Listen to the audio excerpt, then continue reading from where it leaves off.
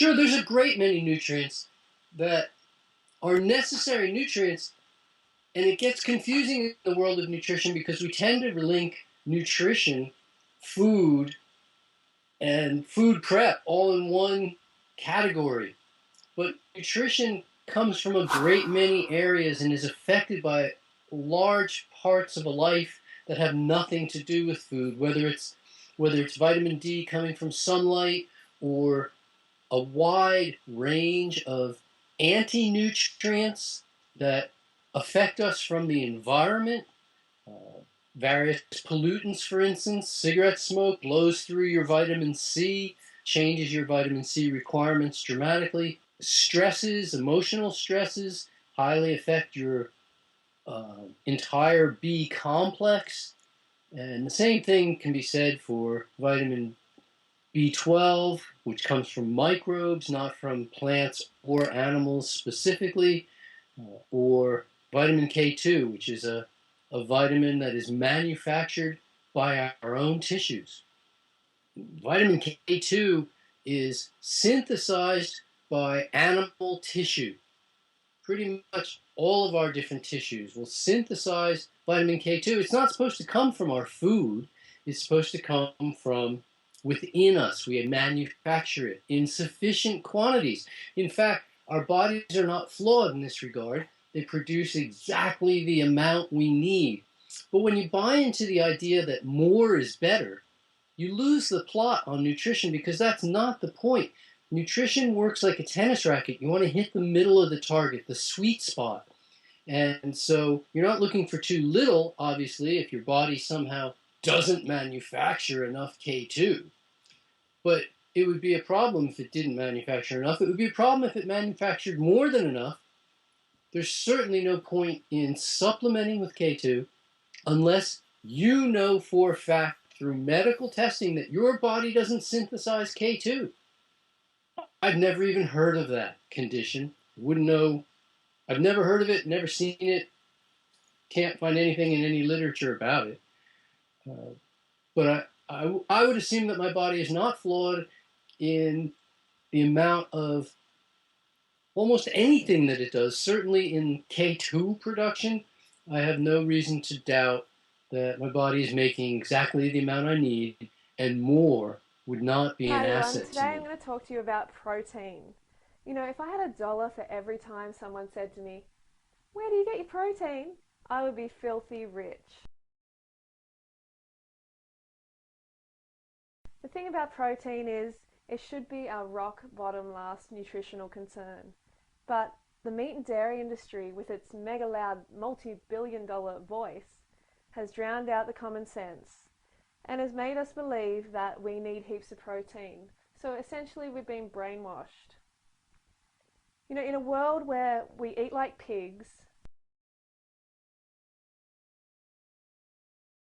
but we're worried about a condition that only comes about through starvation, you know, it's really pathetic. And there isn't even a medical term for protein deficiency. Can you believe that? You know, kwashiorkor and marasmus are both caloric deficiencies. So they're not protein deficiencies. You know, like when you starve yourself, heaps of deficiencies are going to come about, of course. Protein is made up of amino acids, the building blocks of the body. There are 20 amino acids, 8 of them which are essential, meaning we have to get them from the food. We can't create them ourselves in our body. We also recycle between 100 and 300 grams of protein a day. So we get a lot from our own bodies, you know, from used digestive enzymes. So our nutritional needs for protein are very small, and they've been blown out of proportion.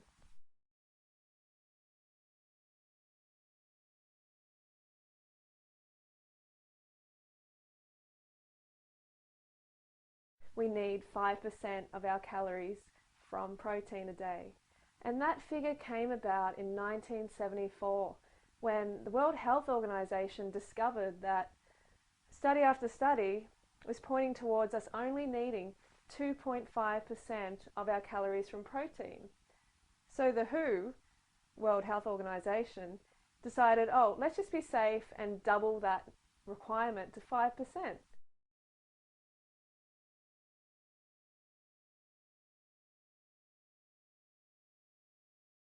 I recommend you get between 5 and 10% of your calories from protein.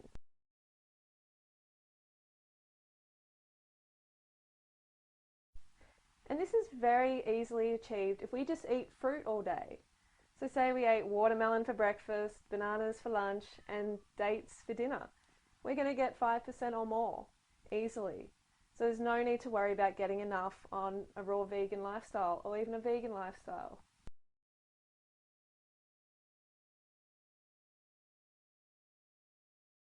Think about a time in your life when you needed a lot of protein. Try and think back. Well, you probably can't think back this far because it's when you were a baby. You know, when we're babies, we double in size, so we need protein to support that growth. And how much protein do we need? Well, from mother's milk, we get about 5 to 6%. So that would suggest that that's all we need. You know, why later in life, when we're not meant to be growing, but some people are actually doubling in size, why should we then increase the amount of protein we need? It doesn't make sense.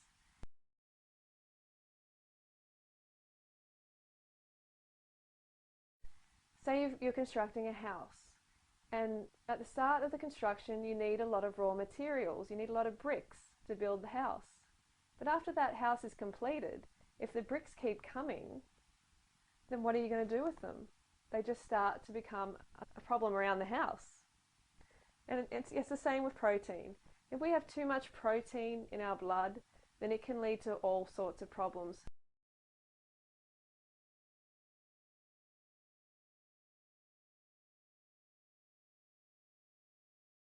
We must remember that protein is made up of amino acids.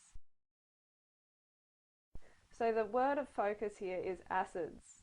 One particular amino acid is methionine, which is a sulfur-containing amino acid, which does break down into sulfuric acid in the blood. And this can deliver a dangerously high level of acid into the body. Not a good thing. And this is one of the reasons I avoid animal products, because they are the highest in this amino acid, the sulfur-containing amino acid. So next time you reach for the meat and dairy, please think about your bones, because what happens is your bones and your teeth are drawn on for their alkaline materials such as calcium. So your body draws from your bones and your teeth to neutralize that acid in your body.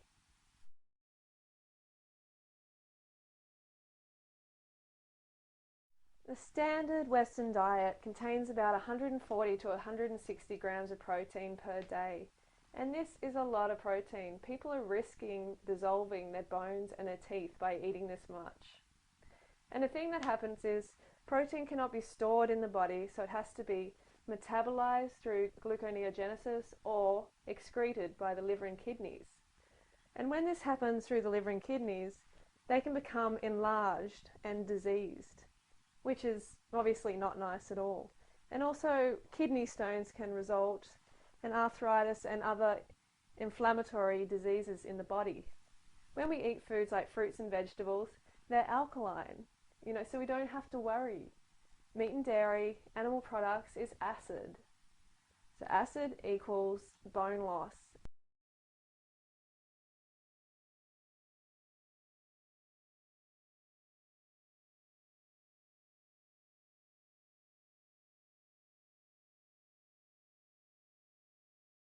There's enough protein in plants to build the largest animals on earth, like cows and hippopotamuses and horses, elephants, giraffes.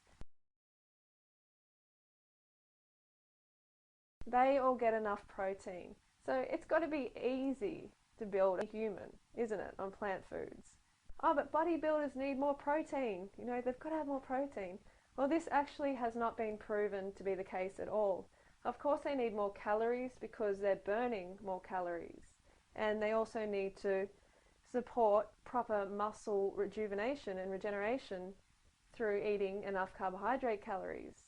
So if a bodybuilder gets sufficient calories just from fruit, they can build muscle. You know, I just eat fruits and vegetables, and I don't have a problem with building muscle.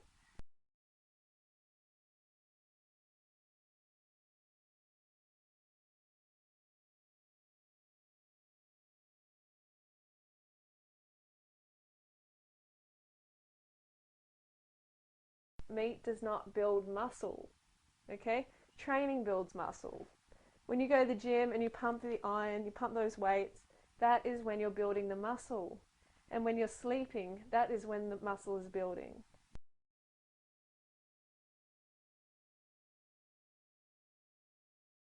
There is no data available to suggest that people need extra protein when they do extra activity like bodybuilding. Of course, they need extra calories, but not extra protein.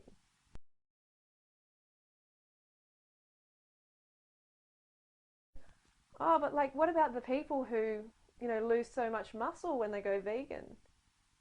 Are they really losing muscle? Can you prove they're losing muscle? I haven't had one person come to me, with a DEXA scan and say, look, Freely, here's results. Before vegan, I had this much muscle mass, and after vegan, I had this much muscle mass. Okay, it's possible if the person undereats on calories because they lose their motivation to exercise.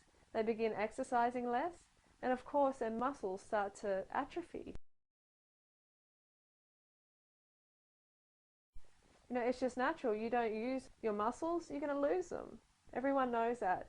So you need to eat enough calories to support the motivation to exercise. So that's number one.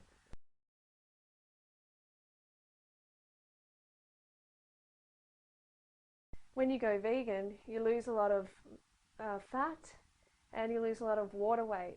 So you can lose the fat that was all covering your muscles, the fat and the water, and it was also rippling throughout the muscle. So it makes you appear bigger and sort of puffier, but it's not actual quality muscle tissue, but fat and fluid. So there's a reason that people look smaller after they go vegan. It's a good thing.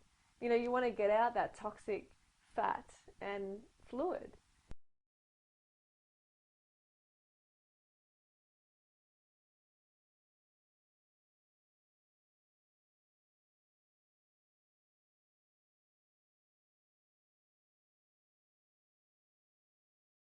So basically the take home is ignore the meat and dairy industry recommendations.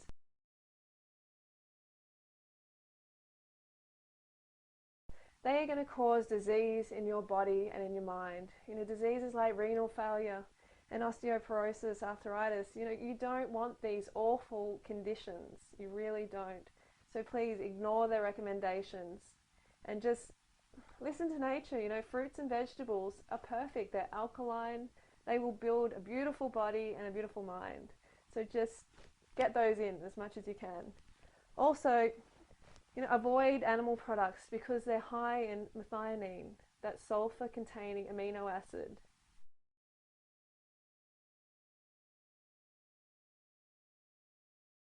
I recommend you eat around 5 to 10% of your daily calories from protein and from fruits and vegetables.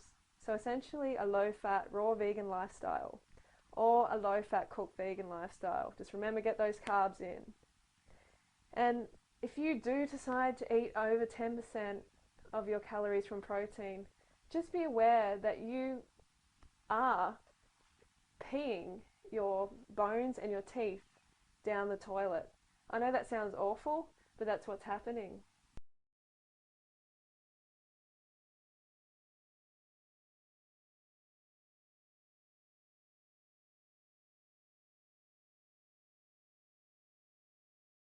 You may as well just say goodbye to your bones and your teeth.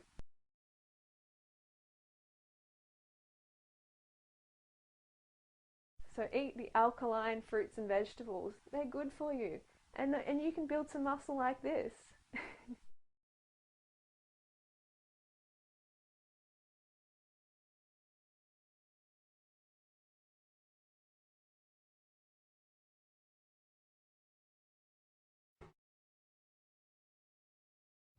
Hi everyone, so today I want to talk to you about B12. You know, it's a very controversial subject and it always comes up when you say you're a vegan. And the thing that sort of gets me is when people say, oh, I had to go back to eating animals because I was B12 deficient. And it's like, well, did veganism give you that B12 deficiency or did you already have the deficiency? You know, we need to have a test from when the individual was eating meat to when they were eating vegan. So then we can make comparisons. But not one individual has been able to show me these comparisons. Because the thing is, when you say you're a vegan, doctors jump on you straight away with a B12 test.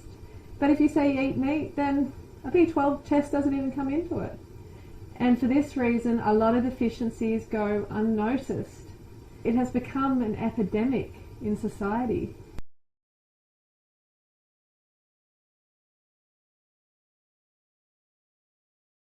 So vitamin B12 is a water-soluble vitamin. It's a bacterium found in soil, and it's essential for the formation of red blood cells and in the health of our nerve tissue. So it's a very important vitamin. B12 is unique because it has a trace mineral, cobalt, and hence the scientific name cobalamin. And cobalt is found in the soil. And if the soil is deficient, which a lot of our soil today is from modern farming methods, then there is no B12. Without cobalt, you cannot create B12. This is something which I'll talk about a bit later. Contrary to popular meat and dairy industry propaganda and well-meaning doctors, you know, eating meat does not protect you from B12 deficiency. You know, eating meat, seafood, dairy and eggs does not at all protect you from B12 deficiency.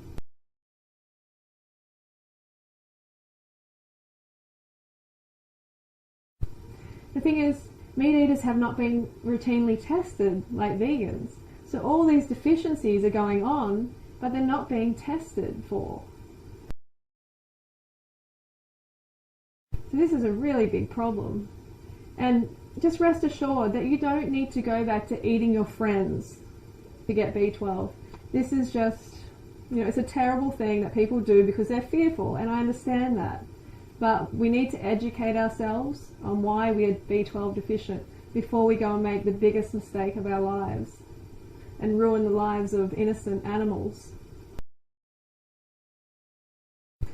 You know, a recent Tufts University study in Boston actually found that 39% of Americans are B12 deficient, and most of the people in the study had a low level of B12. You know, the cutoff in other parts of the world is much higher than it is in America. So if those people were tested in another country, they would all be deficient. There's another study, a Framingham study, that found that between the ages of 26 and 83, the people who were tested came up, 40% of them came up with a B12 deficiency. You know, and a deficiency low enough for them to experience neurological symptoms. You know, that's pretty serious. That's something you don't want to ignore. You don't want to be turning into, you know, going crazy and not realizing what the problem is when all along it's B12 deficiency. And sometimes to the nerve tissue, to the nerve cells, the damage can be irreversible.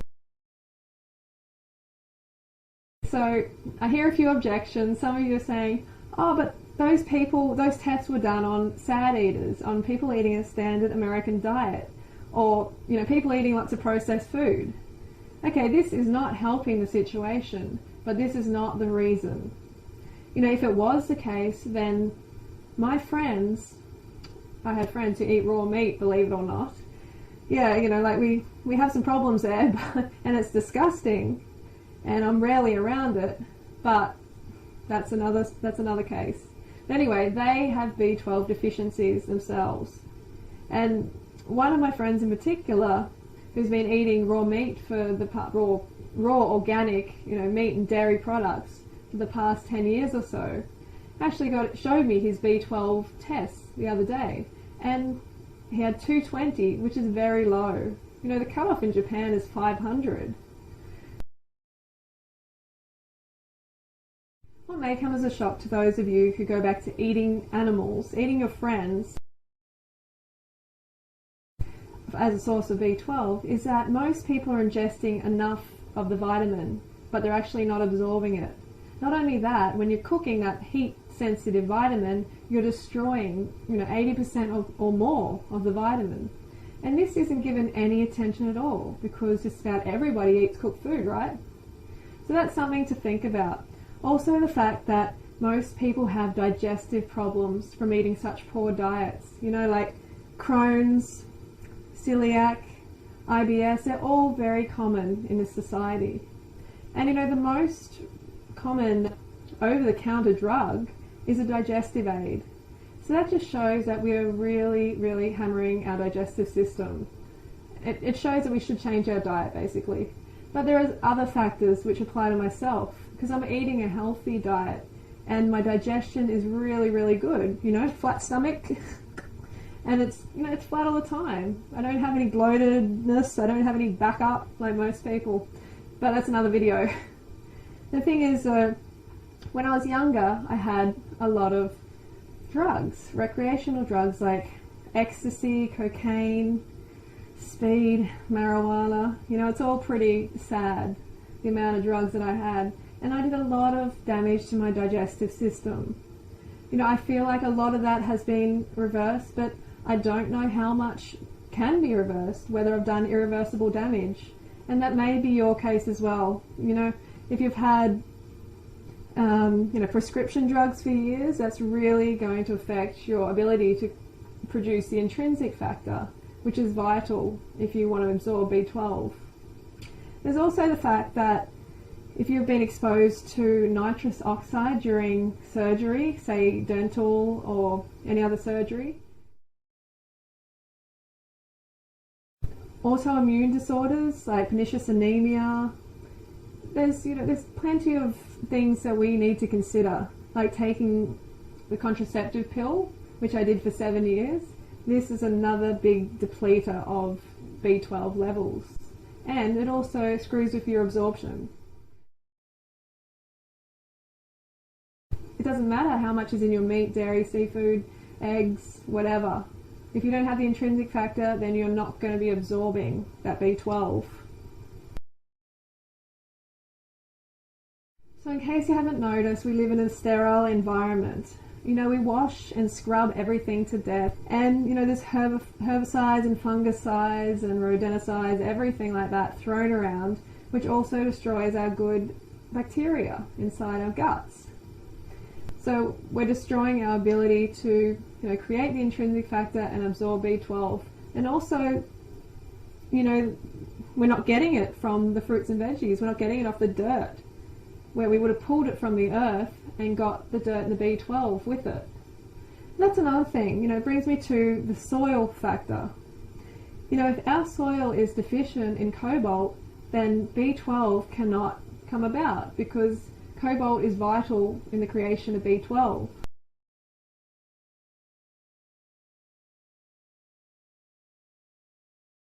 And about 60% of our soil has been depleted of cobalt due to modern farming methods like meat and dairy industry is famous for.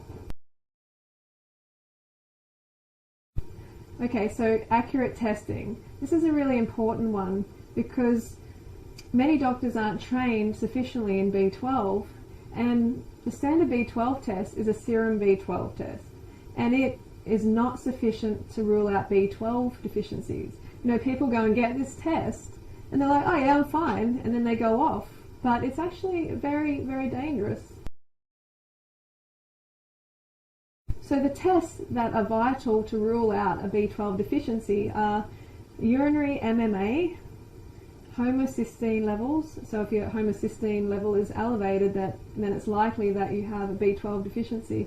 And also the serum B12. So urinary MMA, serum B12 and homocysteine levels. So these are required to rule out B12 deficiency. There may be a little bit of cost involved, but seriously, if it means that you're going to get healthier, then of course it's worth it.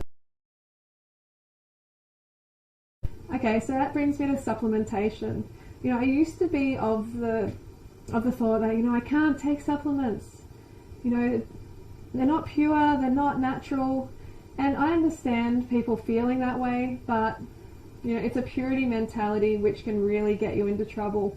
If you haven't noticed, we don't live in some fairy tale. We basically live in a toxic environment, and we don't live how we're meant to. So what I do is I do my best in a world that is unhealthy. If that means using supplementation, then I'm all for it. So I take shots. What I initially did was I took 1 shot a day for a week, and then 1 shot a week for a month. And now just 1 shot a month. And the thing with B12 is that if you're deficient in that vitamin, then you won't be metabolizing fat as efficiently. And this is something that a few people notice. If they're deficient in B12, then their fat burning capacity can come up when they get that need filled.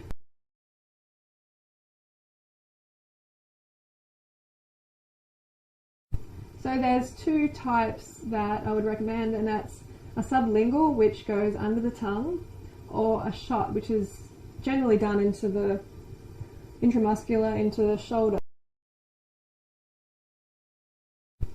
So just to finish, I recommend that you get your B12 levels tested, the urinary MMA, homocysteine levels, and serum B12 to be more accurate, or, to rule out a B12 deficiency. Remember, meat will not give you B12. It's not going to just all of a sudden you eat the meat and your B12 levels go up. It doesn't work like that. There's a lot between that ingestion and the absorption, which I've already discussed. So rewind if you missed that bit. Alright, well, I'll talk to you later.